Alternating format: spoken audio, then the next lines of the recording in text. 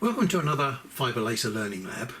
I think we've been quite successful in trying to find out how these colours actually exist, what causes them, how they come about, and how we can generate different textures on the colour. Those that are smooth tend to be very light sensitive, and those that have got a texture to the surface, like those that you can see on the top row there, they're much more durable. You can see the colours in many different directions. So they do change texture depending on the way the light catches them, but they're not the sort of things that disappear to black. Now, my definition of a production colour is something that can be created quite quickly. Most of the colours that I've seen being produced have been these smooth colours which are light sensitive, very, very fine pitch and very, very slow speed. That in turn means they take a long time to cover an area with a colour.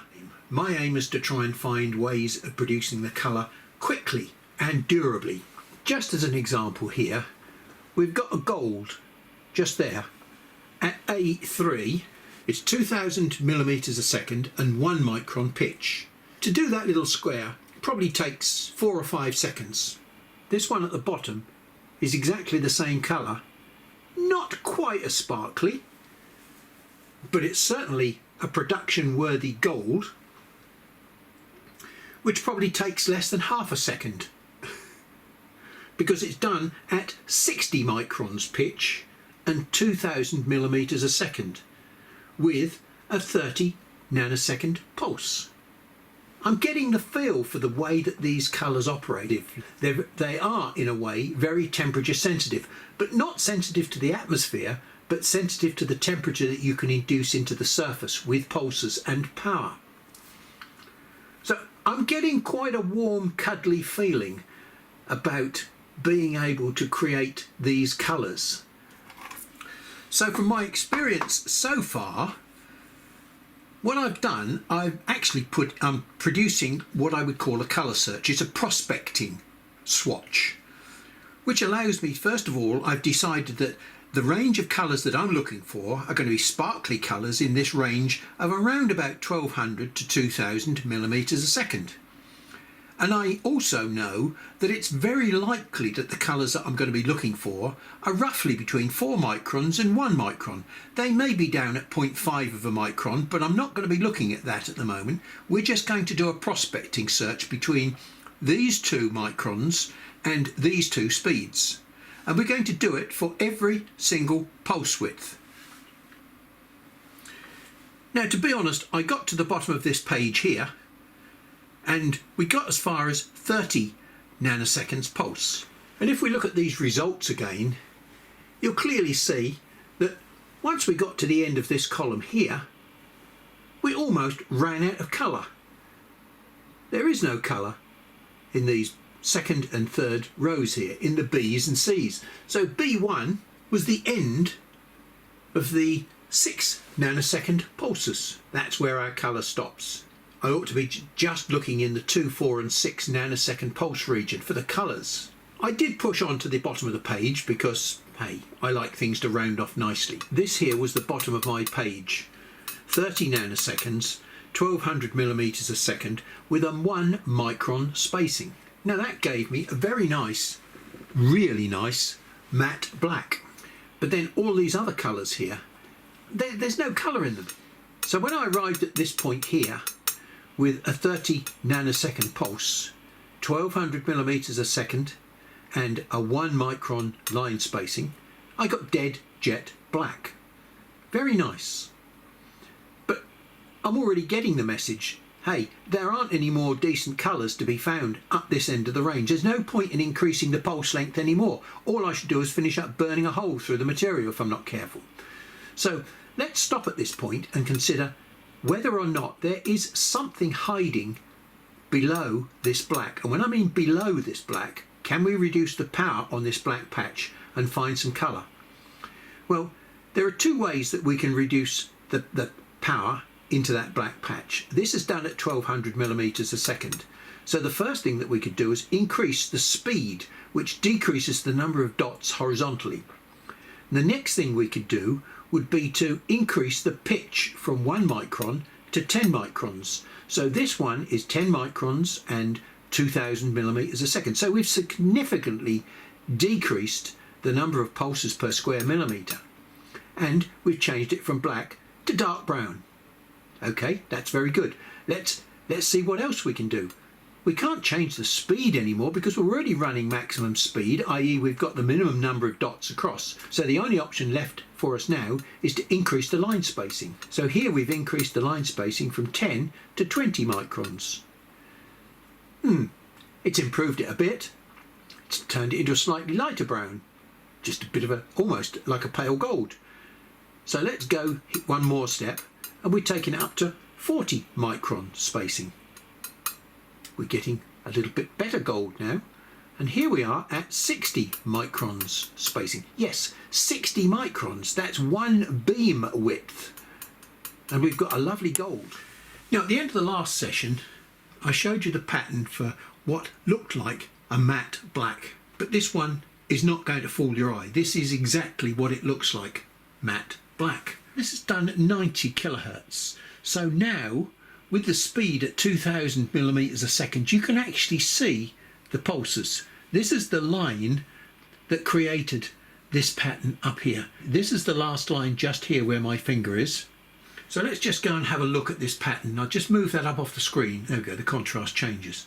I mean, there's no doubt you can see that the general background there is black, but what are those little white pieces? Well, let's zoom in and have a look, because these are little blobs of steel. So here we go, we'll gradually raise the table up and bring the top of these little elements here into focus, just there. Now that's 120. Let me raise it up by 20 microns, 40 microns, 50, 60 microns, and we're still not at the bottom of the pit yet. 70 microns, 80 microns, just about there, somewhere around about 82 or 85 microns. That is a very, very rough surface. Let's go down to further magnification.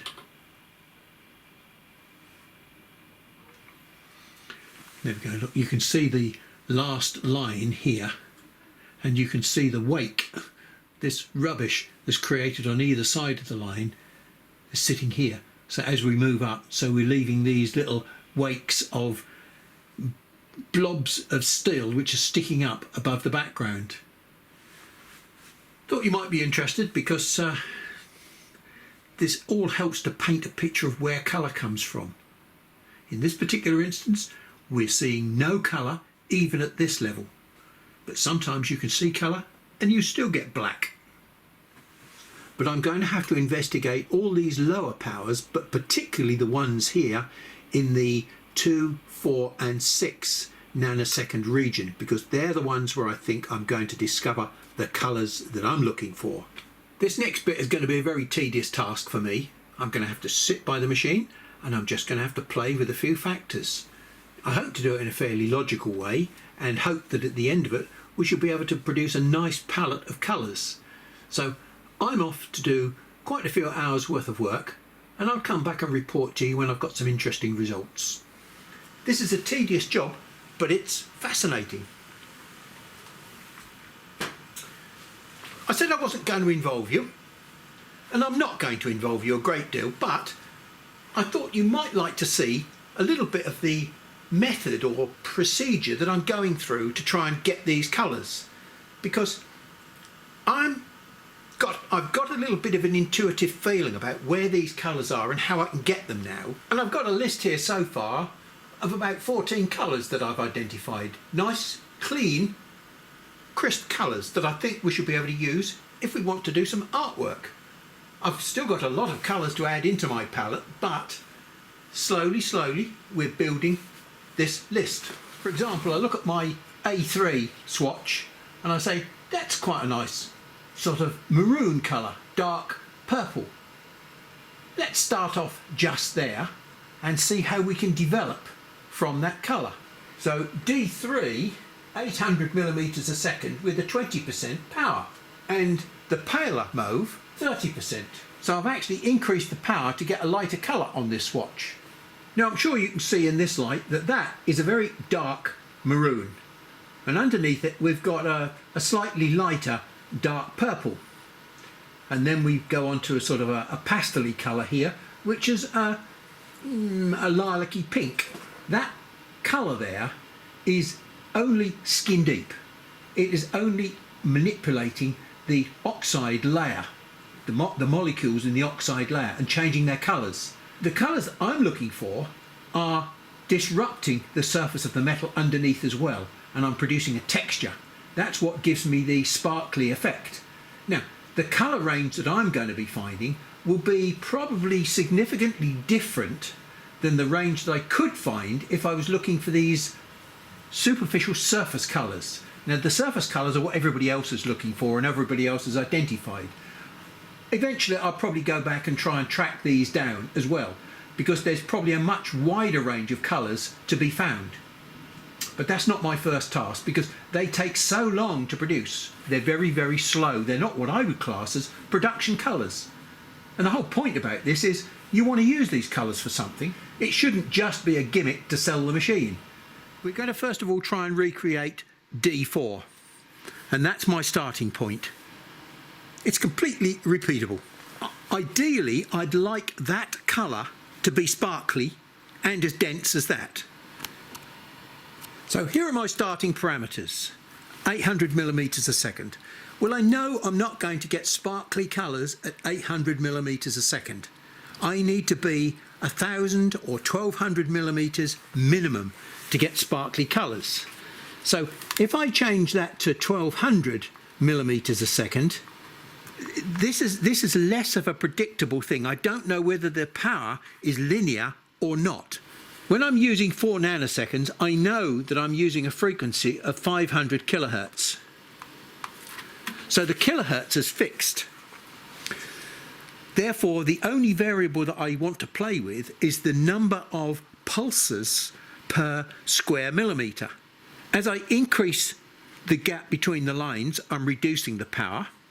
And as I reduce the speed, I'm increasing the power. Using this little general rule about pulses per square millimetre, provided I don't fiddle with any of these factors here, what I can say is, look, I've reduced the pulses per square millimetre horizontally because I've increased the speed, and I've increased it by about a third.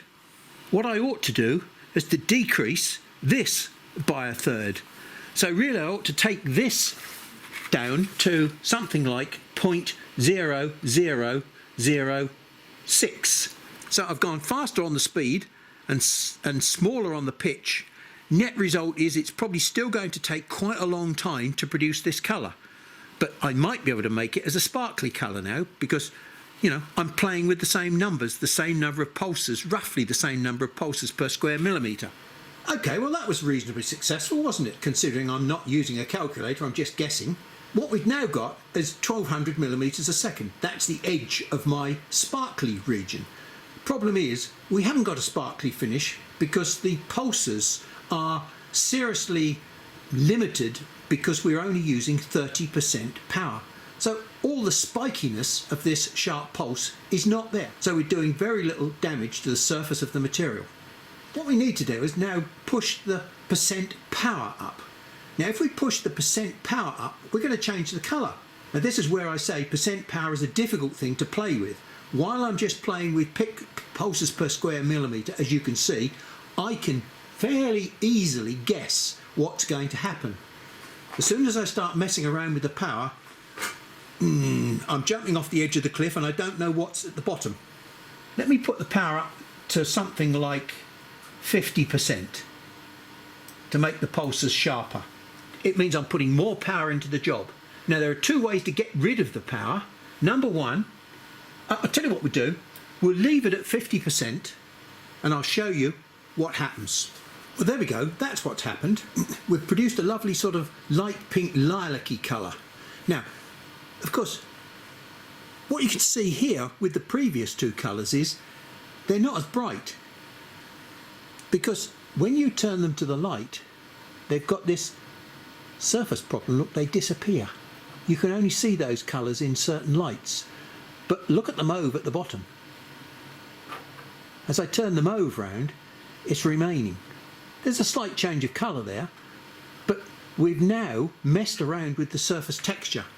That's by increasing the power to 50%. Okay, so now we've got the texture of the surface there. What we've now got to do is try and get the colour back. Now, what we've done, we've increased the power. So now we've got to find a way of decreasing the power. And there are two ways that we can decrease the power. First thing is we can increase the speed. Now, we know that increasing the speed is only going to make it more sparkly. From 1200, let's go up to 1600 and see what effect that has.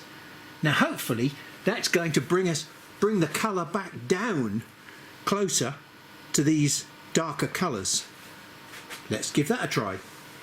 Right, so that didn't work quite as planned.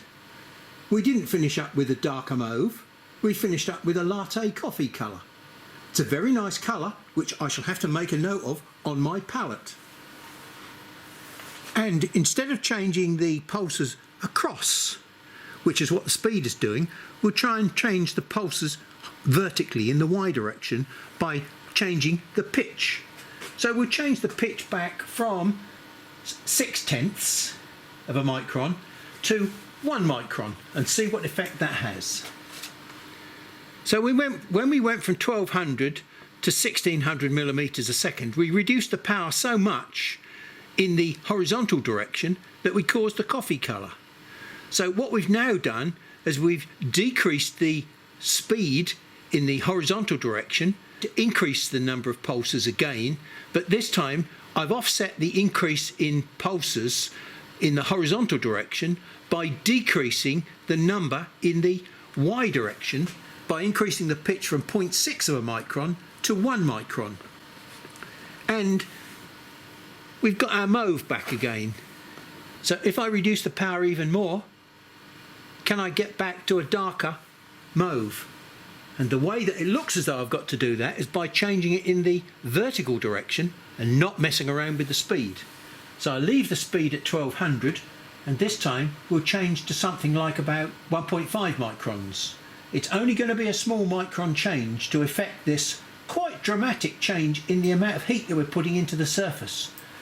Well, we're losing our colour again, and we're going back to a sort of a latte colour. So I can't change the colour the way that I want it to change by decreasing the pitch.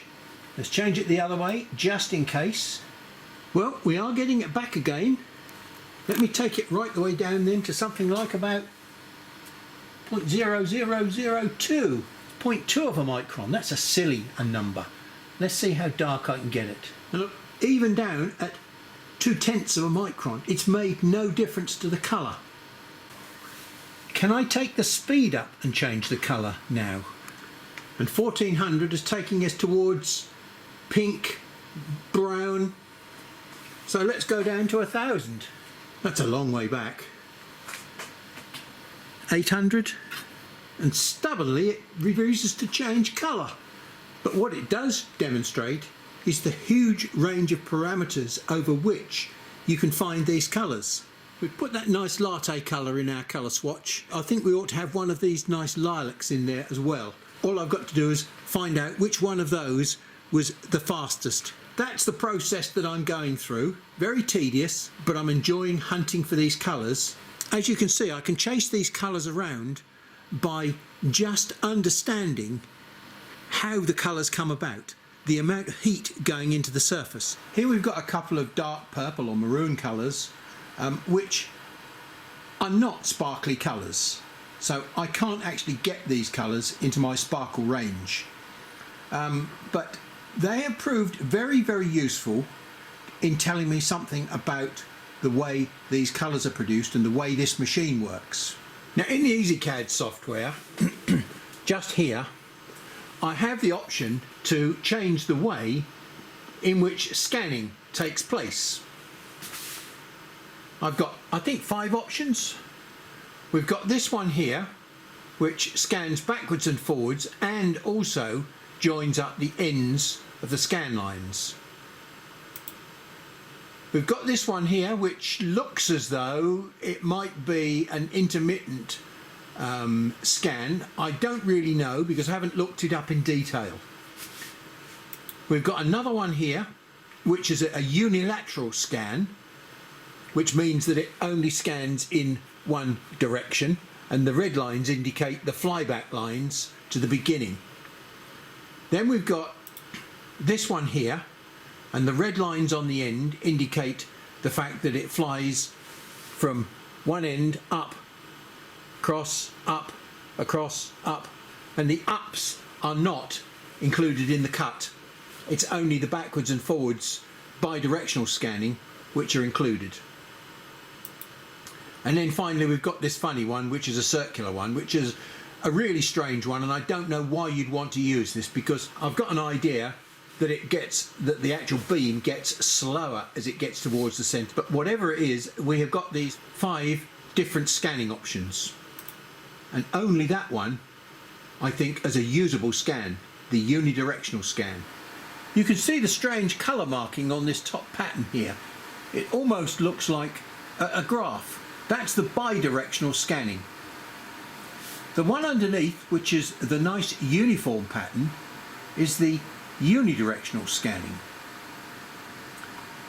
This one here is the dotted line scanning. This one here is one of those that's got the joined up ends, and you might not be able to see that very easily, but there are basically little diagonals, little dark diagonals that come out from the centre, and the centre itself is dark. That's the spiral scanning. So of the 5 scanning possibilities that this machine offers, only one of them looks as though it's going to be suitable for using to try and track down the colours. Now I have been using both the bidirectional and the unidirectional scanning, and it has probably accounted for some of the strange results that I have been getting.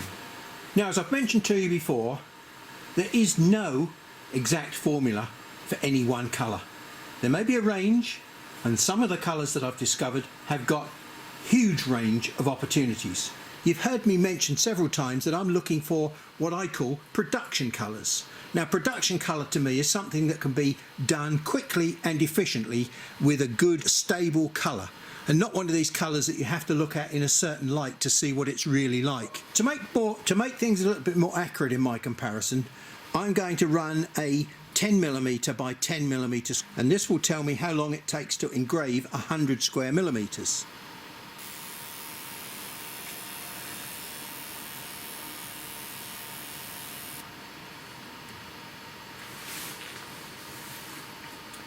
So that's about 67 seconds. Okay, so I've loaded another set of parameters in here, and you'll hopefully spot something quite significantly different this time, apart from the time.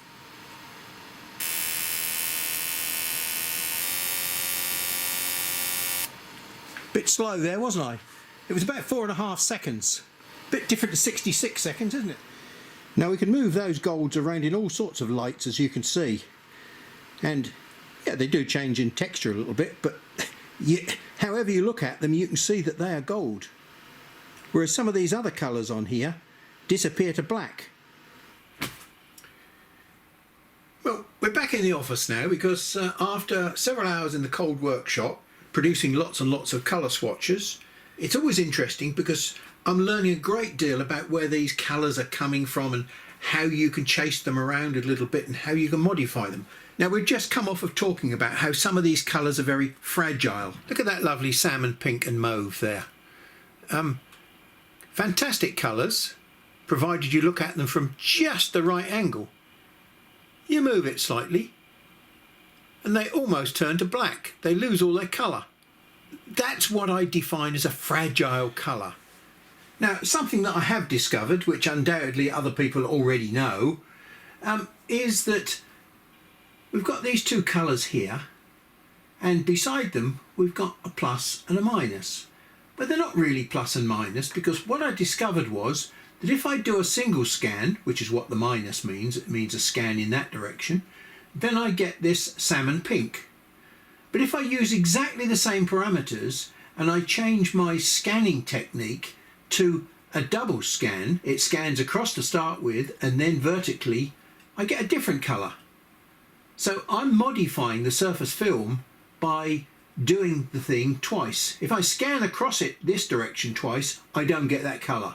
But if I scan it in the opposite direction, I get a completely different colour. The difference is, with the single scan, this one takes 1 minute 39 seconds to produce 100 square millimetres. This one takes 3 minutes 6 seconds, which is more or less double the time to produce a green. I've reached a point where I think we ought to sit down and summarise what the goals for this project are, because I could spend hours and hours chasing colours around on bits of stainless steel. It's fascinating, I'm learning a great deal, but I have to stop and say, how do I know whether I've achieved a goal? I haven't even set any goals. I need to put boundaries on where we're going to go. Now, we've just seen with the two gold examples how one was done quickly and the other was done relatively quickly. You could view them in different lights and they would still look like gold.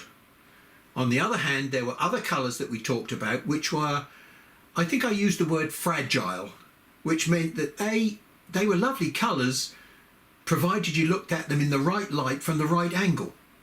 So what I've done, I've sat down and worked out a quick ranking table for how I would judge a colour. Can it be viewed in different lights and still maintain a reasonable semblance of the colour that you thought it was? And B, can it be produced cost effectively? The realisation of this came about when I started to do these examples. This here took 1 minute 25 to produce. This one took 1 minute 48. Still reasonably fast.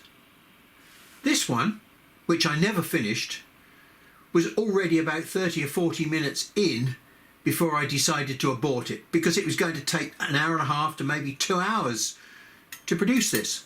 Now, as I was messing around with these small swatches, I realised that there was a difference in the time taken to produce some of them, but I wasn't putting any quantifiable data down that enabled me to say, yeah, this is rubbish or this is not rubbish. So that's what I'm about doing here with my ranking table. A B grade colour is something that it may not have the widest viewing angle and it may not have the widest colour tolerance, but it's reasonably durable. And it can be deposited in a, when I say a reasonably cost-effective manner, these are very all subjective judgments. I have now settled on 10 by 10 millimetres, which is 1 square centimetre, 100 square millimetres, for the standard. And not only am I logging the parameters, I'm also logging the time taken to do the 1 square centimetre. You've got to choose a number for yourself, what is cost effective for you. But when you've got a £20,000 machine, I would have thought that if you're spending more than a minute to do a square millimetre, it's not really cost effective. That's just me speaking as an ex-production engineer. You know, I want things to happen quickly and efficiently. So anything that's a C and a D grade colour is out the ballpark as far as I'm concerned. C grade colours may be very, very pretty, but they will have a very narrow viewing angle, as we've just discussed. They are not very durable to different light sources. You know, different colours in different lights. And they can't be done in a cost-effective time. Okay, so now I've got a white LED light that I'm shining on them. Nice colours, aren't they? Hang on, that was a nice pink a few minutes ago. That's now, looks almost like an orange now. So let's just change the angle of the light if I can. So there we go. There is a very much suppressed range of colours in LED light. It's very white, there's not much red or orange in it. So what we're picking up is a completely different sort of reflected colour range depending on the light that we use to view these colours in.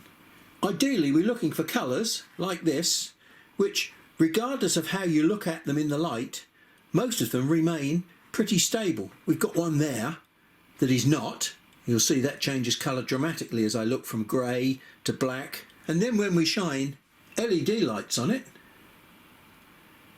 they're still pretty much the same. They're golds and silvers. And then we've got basically D grade colours, which is the worst of everything. Very poor viewing angle, very poor tolerance to light, takes an age to produce. Most of the colours that we're going to come across that I want to know about are A's and B's. There are certain strange properties happening when you do crosshatch. It's been a revelation because it means that I can go quite fast. I can get some quite amazing durable colours with cross-hatching. Not every colour on here is a durable A grade or B grade colour, because we've got this silver here which is basically rubbish. It's a C or a D grade. Got a lovely gold here which takes 3.9 seconds to produce 10 square millimetres. Now that's a pretty good deposition rate, and that's a production colour as far as I'm concerned.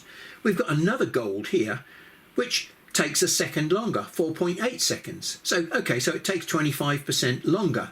We'll come back and look at the difference between these two colours under the microscope in a minute, because why would I use one in preference to the other?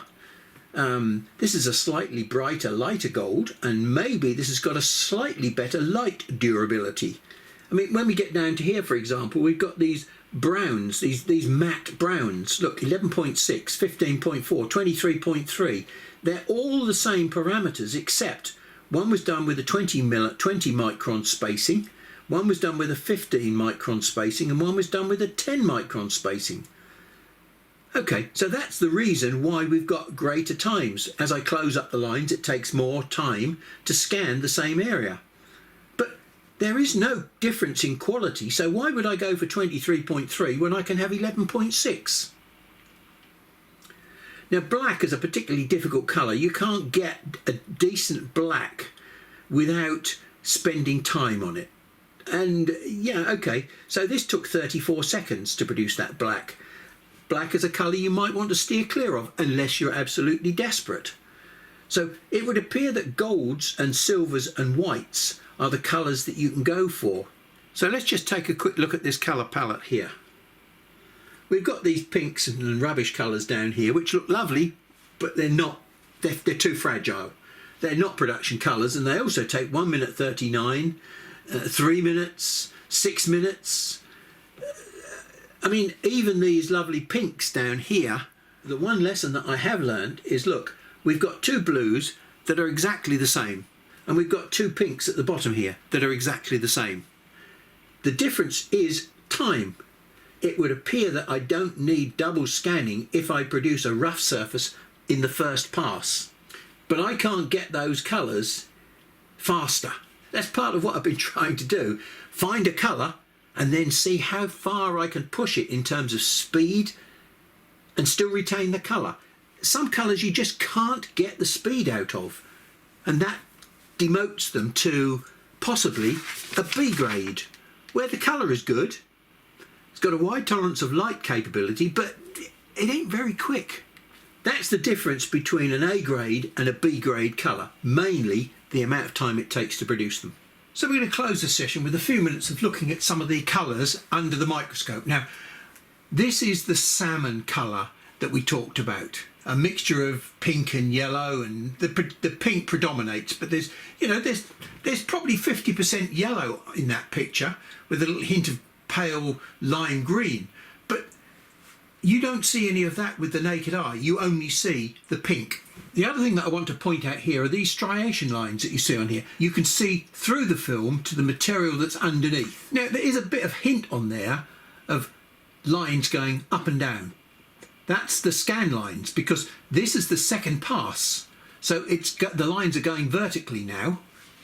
Amazing, isn't it? Just one pass, different, and all of a sudden the surface texture has still remained flat, but the colour has changed because we've changed the thickness of the film that's on the surface.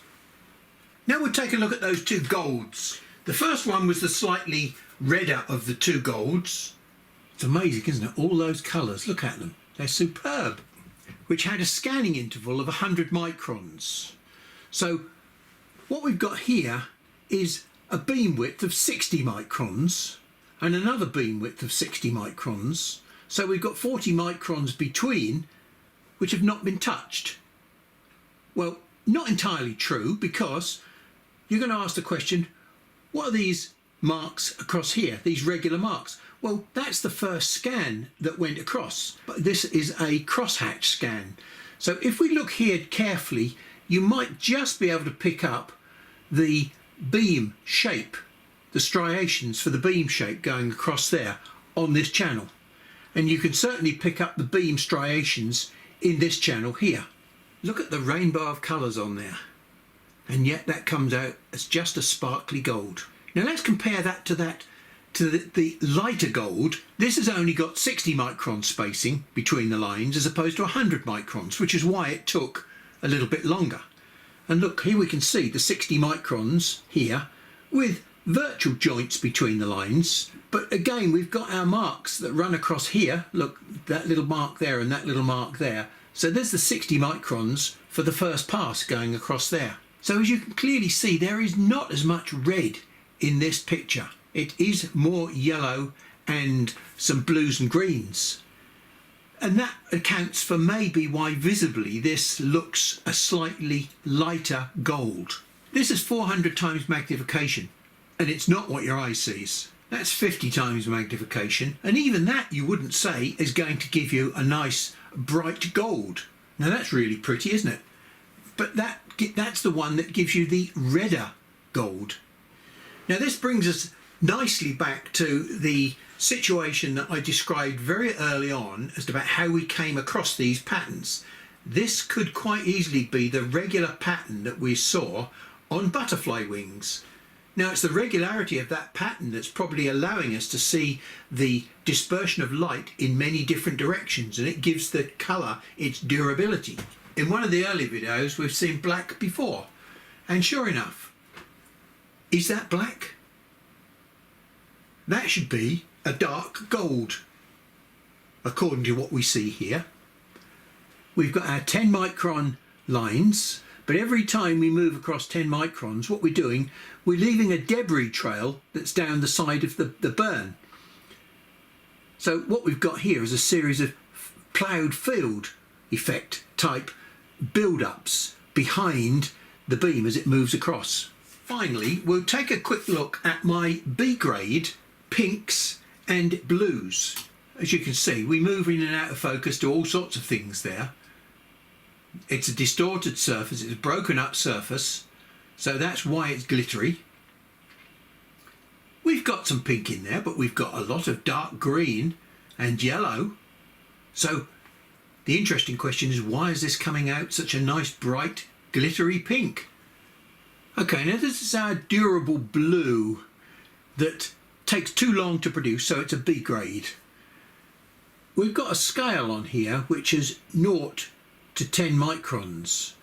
Now we've got a 4 micron pitch, which we can't see any sign of, to be honest, on this screen at all. Yeah, we've got some horizontal lines, but we certainly can't see the 4 micron pitch. So what happens when we put the second scan on top of it? So we've got some predominating vertical lines on here. So there's still no indication of our 4 or 5 micron pitch across this way. And yeah, it is still blue. We've got a little bit more dark colour in it this time, a bit more green, but I think without any shadow of a doubt you would believe that to be a blue, and it happens to come out blue. So you don't always see what you get on this screen. So I think with that pretty picture on the screen, we'll close this session off and say thank you very much for your time, and I'll catch up with you in the next session.